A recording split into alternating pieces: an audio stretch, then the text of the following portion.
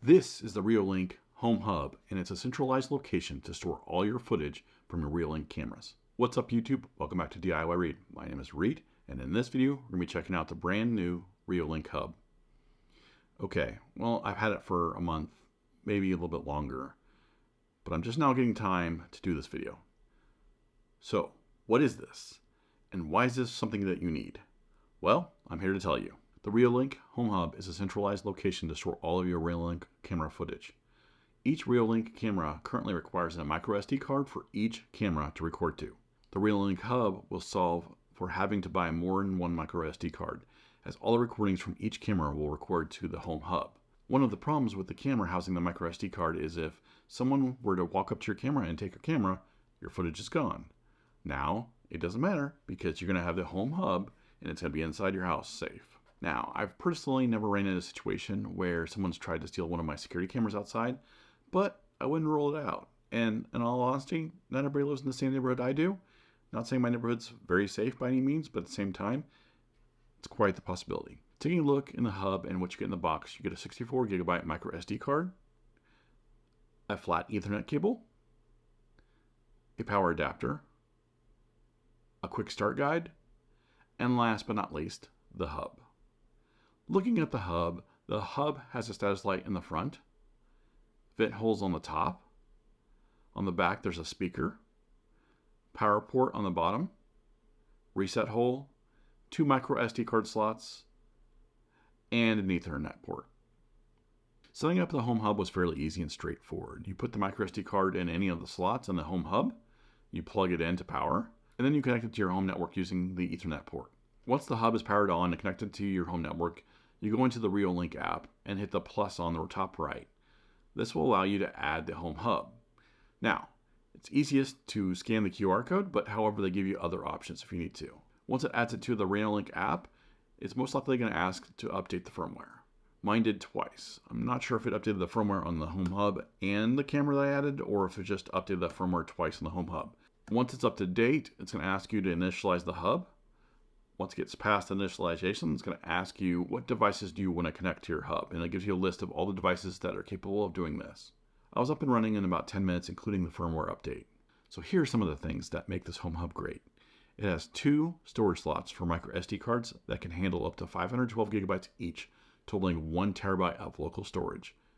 That's local storage with no fees, no subscriptions.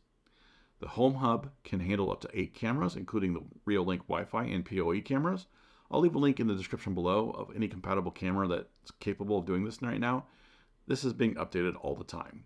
The Home Hub will also encrypt your data and safeguard it.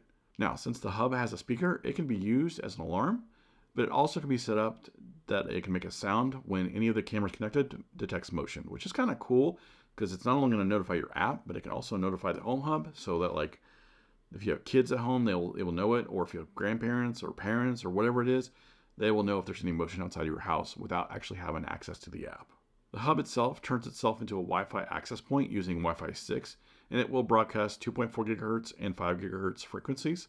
This is a nice thing because it's dual band, and what it's going to do is it's going to choose. You don't have to pick. You don't have to pick the 2.4 or 5 gigahertz. It's going to go ahead and pick which one is more stable signal strength at that time. Let's take a quick look at the mobile app. So in the app here, I have my front doorbell, and you can, down below that, you can see it says Reolink Home Hub, and then my Reolink Altus PT Ultra camera that I have here. I only connected the Altus PT Ultra to the Home Hub because I wanted to see how it would work with connecting one device and not the other. That's just what I did for whatever reason. So you can see here underneath the Home Hub, it'll list all the ones that are connected to it. And then above it is my front door, which is not connected to it. So let's go ahead and get into the settings. And so you can see here, it'll list all the devices down below. I just have one device connected to it. And then you click edit and it allows you to delete it from there or not if you want to. Under settings, you can go ahead, you can click on this Reolink up at the top. You can kind of quickly see how many, I have a 64 gigabyte card in there right now. And you can see how much usage it's been taken or how much stuff it's been doing. Now, cool thing is, or stuff it's been doing, how much storage it has left. Now, the cool thing is, this looks like this Home Hub will connect to my Wi-Fi if I need it to, but right now I just have it connected to Ethernet.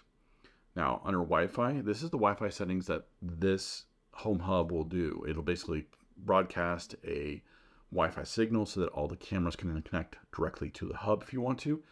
But right now my camera is connected to my Wi-Fi network, not the hub's Wi-Fi network. And so as you can see here, you got 5G and 4G, or 5G and 4G, 2.4 GHz and 5G. And then you can set up the name of the Wi-Fi and the password if you want to. And you can also change the channels that those Wi-Fi networks are on. Under sounds, this allows you to change the volume of the sound of the actual speaker itself, as well as how loud is the alarm going to be. Underneath the lights, you're going to be able to turn on and off the light to the actual hub itself. Push notifications, I have that on because I want the push notifications for the cameras. Email alerts you can set up, FTP you can set up. Storage, this allows you to format the card or cards. Advanced settings allows you to do the illegal login lockout. You can share the device, change the password, change the date and time, reboot and restore. Below you can log out of the device and delete right there. It's a pretty simplistic setup and area. If you click on the Reolink Hub here, this will take you to more information about the hub itself, the build number, hardware number, firmware number, and all that, and allows you to update the device. I have it on auto update, but this allows you to get further on to know more about the actual hub itself. And that's it. Here are my final thoughts. While the Reolink Hub is an addition to the security cameras and not necessarily something that you'll have to have, but for less than $100 and all that you get and what it brings, it's something you should look into. A few things it solves for is that all of your cameras will record to a micro SD card inside the camera. With the hub, all you need is a micro SD card in the hub for all the cameras to record to. So now if you have 8 cameras, you don't need 8 micro SD cards, you just need 1. So that's kind of cool. It limits down on the failure points on that. With the ability to connect the cameras directly to the Home Hub with its wireless network, it can help unclog an already clogged down Wi-Fi network at your house. Now, one of the downsides to this just being a hub versus an NVR is that any PoE camera that you have will need a PoE injector. This way it can power the actual camera itself. As the Home Hub doesn't have any PoE ports, it's not a huge deal, but I thought it would be worth mentioning. If you found this video helpful, please leave me a like and feel free to ask any questions down in the comment section down below. If you're new to my channel, please consider subscribing for more tech reviews, home automation, and home and automotive how-to videos. Thanks for watching, and I will see you next time.